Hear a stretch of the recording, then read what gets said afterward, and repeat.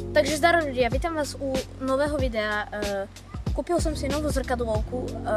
V podstate je to zrkadlovka Lumix a nič vám k tomu neviem viacej povedať, pretože ja nie som profik do zrkadloviek, ale proste jednoducho som si kúpil novú zrkadlovku a ideme ju otestovať hore v Krompachoch na Eduram, pretože to je jediné miesto, na ktorom je výhľad na celé Krompachy, takže nebudem zdržiavať a poďme.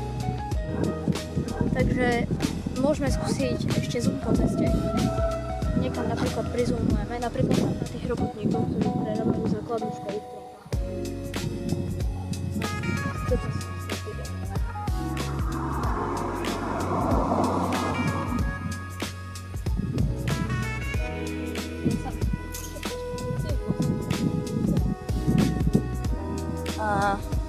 Mám tu kameramana, takže nemusím to držať, lebo zrkadlovka predsa len sa drží dosť blbo, keď ju chcem takto držať.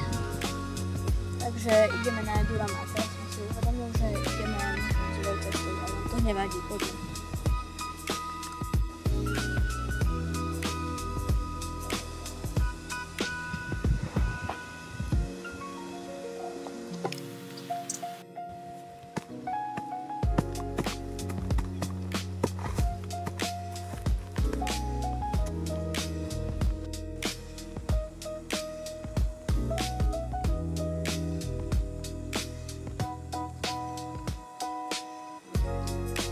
Takže ľudia, dorazili sme úspešne do cieľa. Sme tu pri škole Eduram, ktorá už v súčasnosti nefunguje z takého dôvodu, pretože človek, ktorý túto budovu vlastní, tak má nejaké spory s riaditeľom školy, no takých stade dal papa, teraz sú tam dole, tak kde presne neviem kde.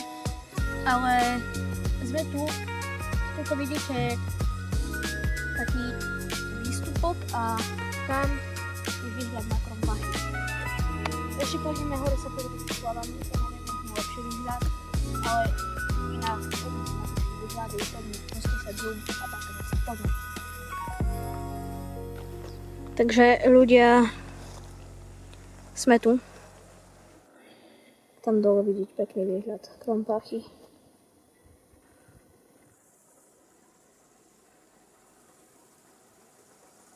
Proste paneláky.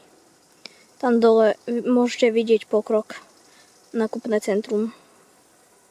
Tam staré Slobodárky, tam poštová. Tu sú tie mestské byty. Hej, proste tam vidieť, teda skôr nevidieť Tatry. Tam pole. A inak tam, presne tam vzadu,